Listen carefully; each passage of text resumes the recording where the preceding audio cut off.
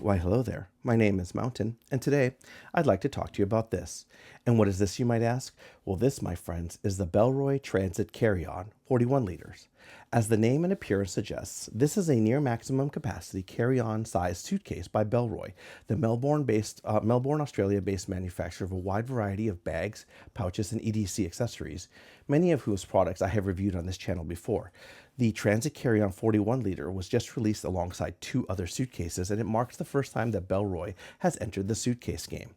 Now, the TLDR on this bag is it is a generally well-executed, standard maximum capacity, airplane carry-on, hard-sided plastic rolling luggage that has a few nice differentiating touches, and it comes with a slightly above average but not egregiously high price tag. Now, there's a lot of competition in the plastic hard-sided carry-on luggage space, and while you definitely will not regret this purchase, I think, and you'll definitely have a much better experience with this than like kind of cheap generic plastic hard-sided luggage from Amazon or whatever. At the same time, the carry experience overall isn't that much more significantly differentiated from any other like competent competitor in this general upper mid tier quality luggage area. Now, that having been said, it does have a few features that distinguish it slightly from others. At 3.1 kilograms, it is slightly lighter than average for this category of bag, though it's nowhere near class leading, especially if you look at like soft-sided luggages. You can get into like the 2-point-something range or sub 2 kilogram range. It's made of recycled materials for the body shell and the lining, and more importantly, key components like the handles and the lock and the pull canes and the wheels are all replaceable and self-serviceable. They'll send you a replacement kit in the mail, and they come under a 10-year kind of warranty. I wish that were a lifetime warranty, but it's still nice to see a 10-year self-serviceable, 10-year warranty with self-serviceable components, which I think is really nice. It has these built-in packing cubes on the interior here, which I'll give you a quick preview of. These come here, and these are removable, and they're kind of included in the bag, which I thought was sort of a nice touch. It's not something that you often see in this kind of internal split organization, and we'll talk all about that. And finally, it has these nice fabric handles on the side and on the top, which both visually distinguish the bag in a kind of subtle way and also feel pretty good when you're kind of grabbing and manipulating the bag by these handles. Now, in terms of opportunities for improvement, I guess my biggest, I don't know if criticism is the word, but biggest thought in terms of like what I wish they had improved on this bag is there's just honestly nothing particularly innovative about this bag. There's nothing special about the structure or the design, as you're going to see in a moment here, and even the small touches like the handle or like these kind of subtle grooves on here or whatever. They're nice, but they're very, very subtle. This is generally a fairly standard entrant in this category of bag. They did release a two-wheel tipper called like the light bag at the same time, or light carry-on, which I thought was a little bit more interesting in its design and exploration, though two-wheel tippers may not be for everyone. I may review that in a future video, but for this particular one, it's just a fairly standard carry-on, a hard-sided suitcase. And that's maybe a little bit unfortunate because Bellroy has a lot of innovation and kind of tend to have some pretty interesting designs in their, backpacks. So I wish that I'd see a little bit more of that in here, but still, it's not too bad if that's the only criticism there. Maybe the only other minor area for improvement is like there's just some things that sometimes you see in bags, like for example, a kick plate here, because this is an area that gets a lot of wear, or like standoffs, like on the sides here for when you put the bag here. It's not laying on you can see it's sort of laying on the surface, it'll get scuffed up, but like you should have little standoffs, so it's resting on that or maybe on the back, etc. as well.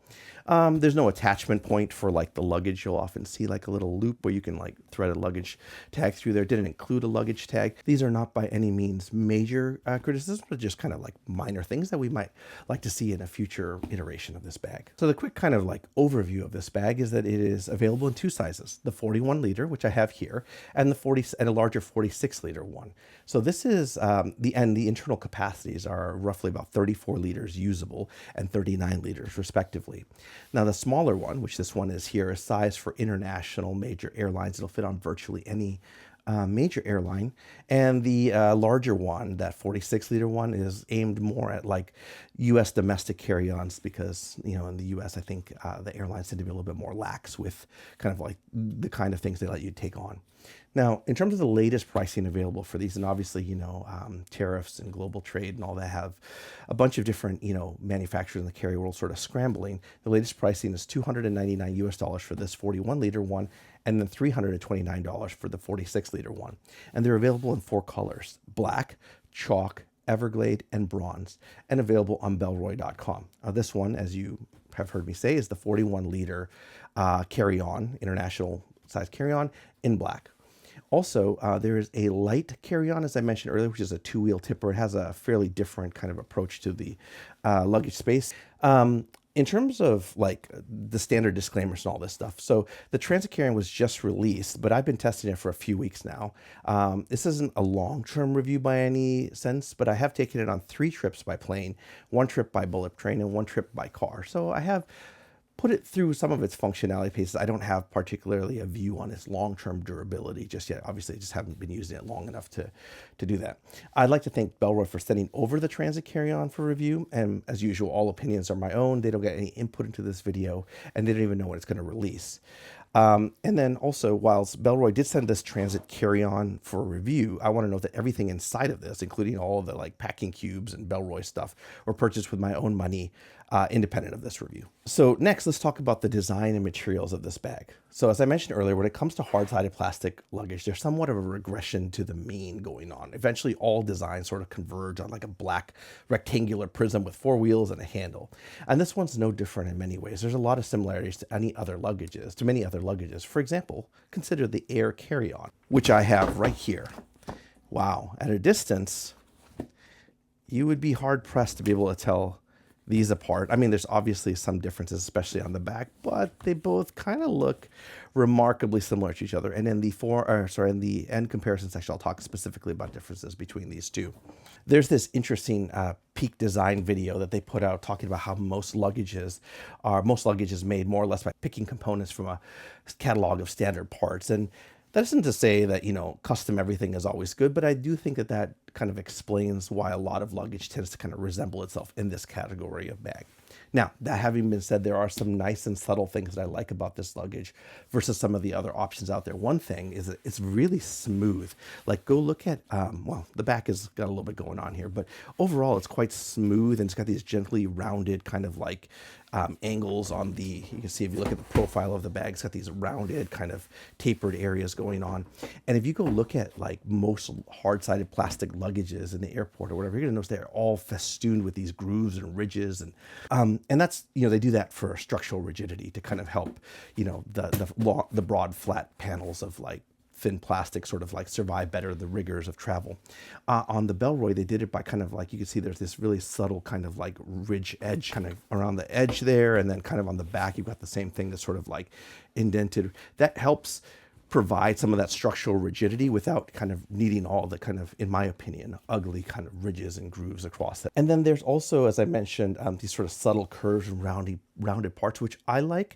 And, these are very subtle things again, but I do think that they help distinguish it. It sort of has like a nice little slightly squirkly design going on, curves, etc.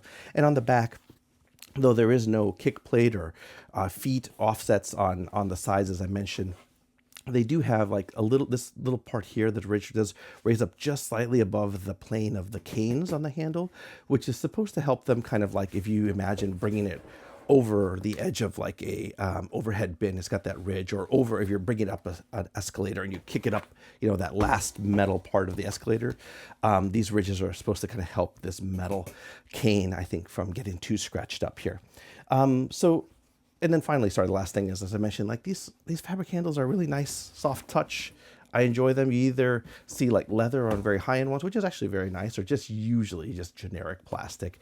I thought these were nice and they felt very Bellroy-esque. And the other part of the design is so those are sort of the things that I like about it. And the other part that maybe I have less of a positive opinion on, like I mentioned, or not less of a positive opinion, but for example, there's no kick plate on the back. This is a high wear area. These canes are exposed despite these ridges. I found like when I was bringing it out of an overhead bin, like if you bring it completely straight, these ridges will help, prevent scratches on the back plane of the bag. And obviously when you set it down, the ridges kind of help prevent that. But if you're pulling out of an overhead bin and you even angle it slightly, what will happen is only one of the ridges will hit, and then it'll kind of lay against the back and it can scratch that if you're not careful. Especially escalator stairs, I think, is an issue there because like they're very sharp and they've got metal, teeth or whatever. So be careful if you're kind of like pulling it up over that last step. If it's behind you on on an escalator, etc. And then I already kind of mentioned the pick out of a catalog of standard parts thing, but I do wish that sometimes manufacturers, including things like companies like Bellroy, would kind of maybe push the envelope a little bit more in terms of innovation to solve problems. And what I mean by innovation is, if you look at something like the Louis Vuitton Mark Newson designed Horizon line of bags, what they do is they take these canes and they move them to the outside. So that gives you this nice, big, broad, flat area. It doesn't, you know how you usually have like these ugly, and we'll see this on the inside here, you have this ugly channel because it has to accommodate the canes of the pull handle on the bag there. So you get these ugly little bumps, and it really reduces the amount of packable space you have, especially for broad, flat things in one half compartment of the bag. In the Horizon line, they move that out to the side, so you have this nice, big, broad, flat thing, and the handle is very stable, and it gives you this large bar for purchase. I previously reviewed, I think, one of those in the soft duffel two-wheel tipper form, and I'll link that below, but I really like that. Actually, maybe in the area of innovation, so, Peak Design talks a lot about, like the thinness of their carbon handle or whatever. That is sort of innovative. I mean, unfortunately, again, I'm not hyping up Louis Vuitton here, but Louis Vuitton, the Pegasse line, has had a very similar solution of a very thin flat handle that doesn't take up a ton of space on the back there. Years before Peak Design did that. But still, I think it's innovative that Peak Design or Louis Vuitton again are kind of experimenting with solving practical functional problems of capacity in the design of their bags. And finally, there's this PGY Tech rolling camera luggage bag that's coming up that has this really clever feature where the bag itself overall, including the height of the wheels, is taller than what would fit in a standard luggage sizer in the airline. But what they did is they made it super easy to put two snaps, and then you can remove the wheels instantly. And then what remains will fit exactly inside of a luggage sizer. So you basically have a little bit of extra capacity at the bottom because, all the space that normally would be the wheels is, available as capacity. And the only time that you need the bag to fit in something on the luggage sizer, you can, or in the overhead bin, you can take off the wheels, put them in your pocket or whatever, throw them inside or something, and you get the best of both worlds. So these are examples, I think, of manufacturers trying to solve real problems or functional problems or do something innovative with their luggage. This one, unfortunately, doesn't have that with the design, but, that's okay. Not everything needs to push boundaries, but it is something that I wanted to kind of comment on. Because in terms of the materials themselves, it's pretty standard stuff here for the price range. Polycarbonate shell, but it's 80% recycled. I've only been using this, like I said, for a few weeks, maybe about a month or so, and I fully expect this is going to show the standard wear and tear and marking that you often see on these kind of polycarbonates. You can already see I got a little bit of, these are fingerprints or whatever. They're not marks. Now, that having been said, it's got a little bit of a matte surface rather than the shining one you see on a lot of other luggages, which I think helps hide some of the marks and scuffs. It is almost unavoidable though.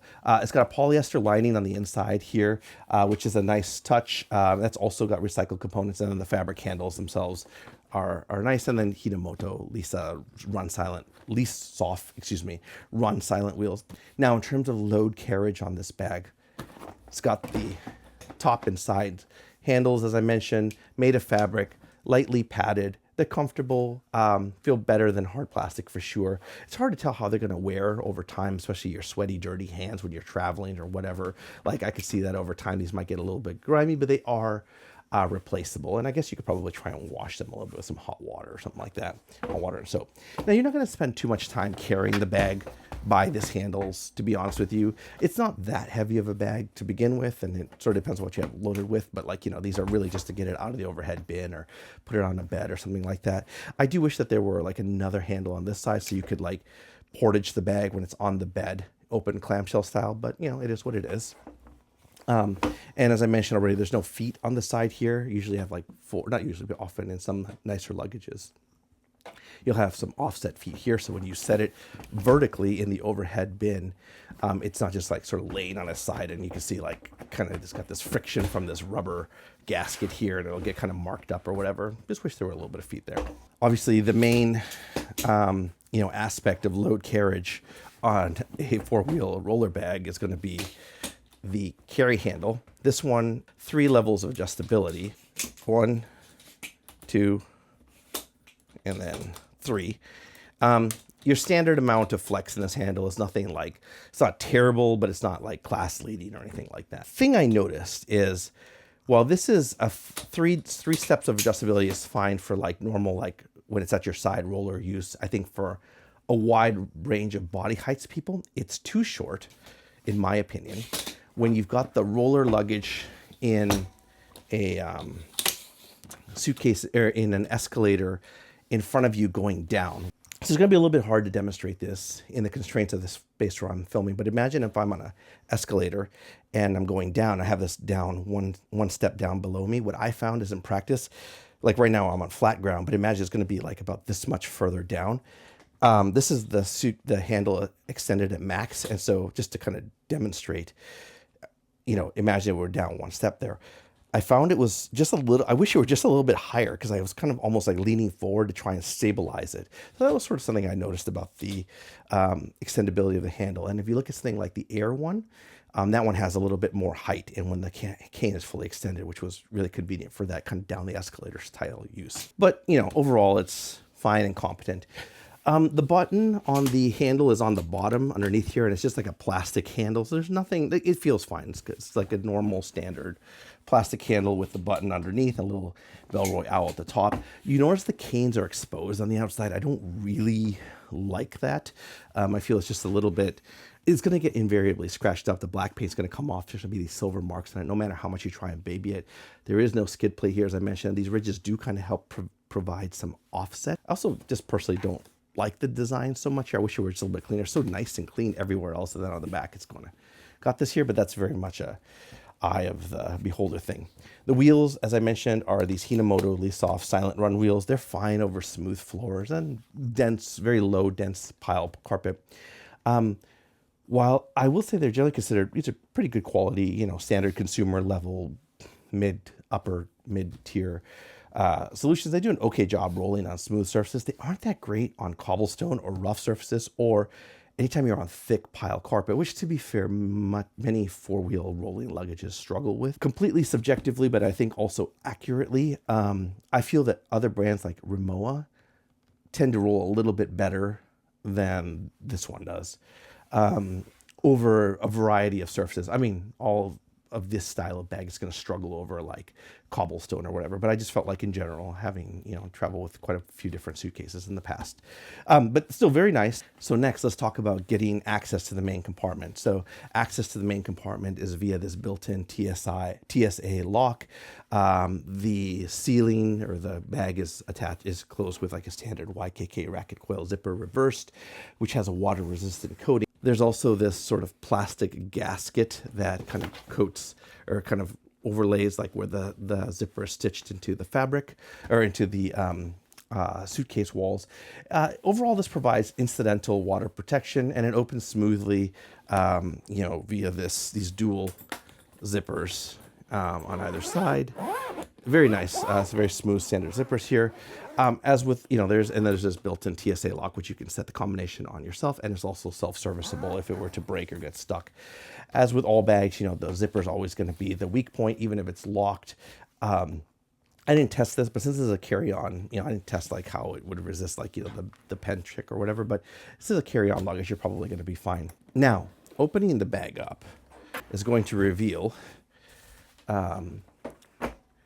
this kind of dual-sided, standard split-sided kind of two-half construction here. This side, it seals completely shut with this zipper here. We'll talk about that in a second. And this side has these two built-in packing cubes. So this is loaded up just how I had it on a trip that I just got back from.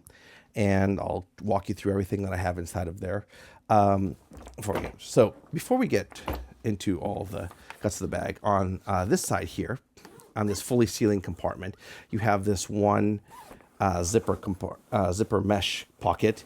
It comes up a little bit above the zipper line here. You can put a laptop or something in there. This is a Bellroy padded laptop case for a 13-inch laptop. You can obviously stick that inside of there. You could also take the computer out of there. We can just drop that directly inside of there. You don't need to use the laptop case if you don't want to.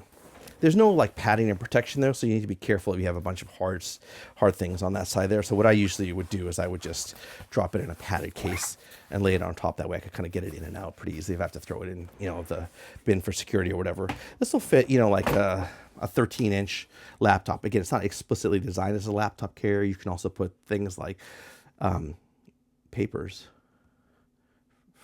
for business. Man, if that's what you want, you put that inside of there. Shout out in that area. So flipping the bag open, and we're going to switch to an overhead view here. You can see on this right-hand side, this is going to be the top of the bag, and this is the bottom of the bag. We have this panel here that completely seals off this area, and it's got these dual zippers here, which are kind of interesting. When they're closed, they close in one fixed position. Each zipper has to be on each side here, which is, just sort of interesting. You can always find out where it is, and then if you want to open it, you just kind of move one of the zippers to this side, and there you go. Now inside of here, you just have like a big, empty compartment. I have here I like to, those of you who watch the channel know that I like to kind of approach, I like to see how designers or companies, brands approach a design space or problem holistically. So I usually go out and get all the different accessories. All of these I bought with my own money. These are the new Bellroy packing cubes. So here I have my clothes. You can see it fits nicely, right exactly in that width there, in a Bellroy packing cube like this. And then I have, some other small odds and ends inside of this as the smaller packing cube. And then I have here a little Bellroy light pouch, or I think they're called the light pouch, where I just have like my little electronics and cables and stuff inside of there. And then I have here the old Bellroy DOP kit, kind of nestled nicely in the corner. You can see how nicely everything sort of fits too. Like if we were to throw it back inside of here, I like that. Like one thing that I found sort of interesting though is the new Bellroy hanging toiletry kit does not really fit so nicely in here. It's just sort of like slightly different width or height. It doesn't stack the way that I would have expected to stack exactly in this space here. I mean, you could obviously squish it in there because everything's soft and fabricy, but just something I wanted to mention that was sort of interesting. So pulling all of this stuff out here just reveals this big, empty, open standard, compartment there. You can see nothing inside of there, except for in this lower right-hand corner, there is a little air tag holder space here. Bellroy here, you could slip an air tag in there if you want. I think it's fine. Otherwise, it's just like a standard, flat compartment with like your loose fabric inside to sort of cover the inside parts. So you can unzip here to get at the wheels of your self-service, replacing them. This is a pretty standard approach there, and I thought it was nice. I like the de-opening, and I kind of like that everything sort of fits in. There's a little bit of a lip here and under how everything sort of like lays under there, and then you can see like how nice the Bellroy packing solutions are. Again, with the exception, I think, of like the hanging toiletry kit didn't fit as well as the older, DOP kit, in my opinion. When we look at the other side here, you have things get a little bit more interesting. So this comes with two integrated hanging packing cubes that are attached to the bag and to each other with these loops and toggles. And there's these loops and toggles at the top, here and here, and what that does is it lets the bag the packing cube sort of hang here vertically. This bottom one is hanging from this one, which is attached to the top, and the bottom was attached to the bottom. And something at first, so a few thoughts here. At first I was like, oh, that's a very unusual solution. These are integrated into the bag. They are fully removable, which I'll show you here in a second. I was also like worried that because of just the amount of weight that you might be able to put in here, that it might rip these little loops or something like that. I haven't had any problems with that yet.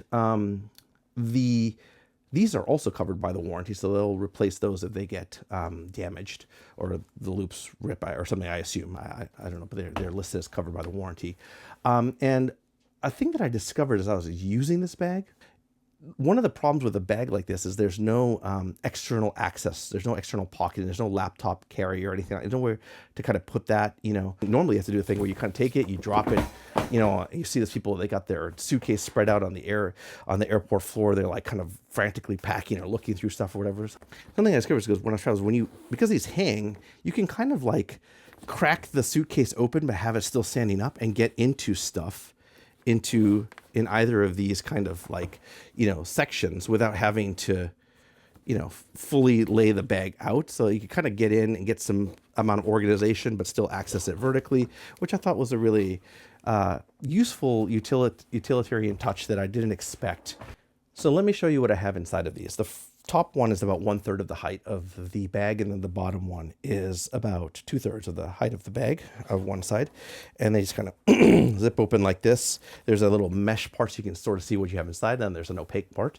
And then inside of here, I just have like my lip balm and some hand sanitizer or whatever. I have a pair of headphones, earbuds, a workout band for my watch for when I'm wearing like the stainless steel band I want to work out. I'll use this one here. I've got the charger for my computer, and I've got an Xbox controller for some reason. I was playing games this last trip here, and then you can see like you can still fit a lot more in here. Now the thing is, there's no solutioning for the canes of the bag. That's just sort of unfortunately they just lay on top of it. There was no, no real attempt to solve that problem there. You can fit obviously soft stuff inside of there. You can fit a lot more than, also what I showed inside of there. Like there's obviously a lot more capacity you can put in there. The bottom one here is quite large. I just have inside of here like a folded up sweatshirt. It's kind of the shoulder season right now, so for the most part I'm going around in a t-shirt, but sometimes you need a sweatshirt at night or when you're out in the woods or whatever. And again, same thing, no real attempt to solve for the the canes there, just sort of lay in that area. And then tucked in the corner here in one of those grooves, I just have a hair iron because you got to look good or else it don't matter. The thing that I mentioned earlier too is they attach with these toggles at the top and the bottom. They attach to each other via these toggles here, so you can see. You can remove them like that. Could be removed all the way, and then you just have this hanging area here. Something like this, if that's what you wanted, to like have that more fully open, or you can obviously remove all of them completely there. And the attachment via these toggles is fine. Like, it's a okay solution. But like I said, I like the flexibility that you can remove these completely, that they do provide some kind of bifurcated organization, and more importantly, that they let you kind of like access the bag's contents while it's standing up. If you were, for example, to put the laptop into the zippered compartment here and maybe like your chargers and cables up here or something like that, it is possible to access the contents of this bag just kind of like cracking it open. You get the laptop out from here and get the cables out from the suitcase top compartment, or the packing cube top compartment there, which sort of lets you work out of the go on there. I don't know, it's a little bit, I don't think that was necessarily intentional, but it's something that I found. So finally, let's talk about who this bag is for and who it's not for. So I think it's for international flyers looking to get their stuff from point A to point B. The dimensions are appropriately sized to qualify as carry-on luggage for most international flights. At 41 liters, slightly lesser usable capacity, but still it has a slightly above average capacity size and weight ratio for this class of luggage. And it's slightly lighter than average at 3.1 kilograms for this kind of hard-sided plastic case. So again, there are much lighter options out there. I think it's also good for people who are looking for a solid, hard-sided carry-on bag that covers all the basics. At least in the black colorway, it will do fine both in leisure and also most business travel, at least smart casual style business. Hits all the basics, decent quality, smooth wheels, good internal layouts, like a decent warranty and self-serviceable parts. And I think finally this is probably a good choice for fans of Bellroy and the ecologically minded. The self-serviceable parts are nice. The design up close has some nice little small touches that I think are kind of Bellroy-esque. I also really like that it doesn't have those gaudy, grooves and channels all over the front of the bag. And so who is this not for? Well, I don't think it's a great choice for road warriors. Like if you're spending months on the road and you're ultimately going to want, first of all, likely a soft-sided bag with more pockets, and or better quality materials and lifetime warranty. Think of things like your Toomey, your Briggs & Riley's, your Travel Pros, and all those kind of road warrior worthy things that can be kicked down, 17 flights of stairs and it'll be fine and your contents will be fine and all that. It's also not a great option for those that want frequent access to their items while en route. Like I said, you can kind of sort of, get into stuff vertically because of how the internal compartments are organized, but there's not any external pocketing and stuff like that. And finally, I think that this is not a great choice for luxury travelers or people traveling over rough roads, so, rough, whatever, cobblestones, pickup trucks in the dusty Alaskan outback or whatever. So just something to keep in mind. So if you're in the market for a bag like this, what are some bags that you might want to consider? So there's a ton of entries in this space. Many of them direct to consumer brands, Away, your Monos, your Junes. There's also things like on the higher end spectrum, like the Rimowa Essentials line, or, Tumi has a bunch of generic ones. These are the Way, the Monos, the June are generally all about $10 to $20 cheaper than this one. The Rimowas, the Tumis are all significantly more expensive, like 2x the price or whatever. I think that one bag is going to be the Air Carry-On, formerly known as like the Carry-On Small. They're very similar in so many ways. They are both hard-sided plastic luggages recently launched by a major consumer backpack pouch brand or whatever, and often I've reviewed both Air stuff and Bellroy stuff on this channel here. The Air one launched first. They're priced identically, $299 for the 41 liter sizes here. They're broadly comparable in design, no grooves, these nice like kind of flat sides going on, same kind of like general components, Hinamoto lease off wheels, plastic materials, etc. There are some differences. The Air has a little bit more of a angular design, which you're going to be able to see, like especially like in the handles, whereas the Bellroy is a little bit more rounded. You could probably see the Air has plastic handles instead of the fabric ones, and these are just sort of a little bit more flat and angular there. The Air comes with luggage tag as well, which this one does not. Same general approach though to like the locking and even the rubber. The way the rubber gaskets were manufactured is like basically identical on these bags. It's like very much the same solution there.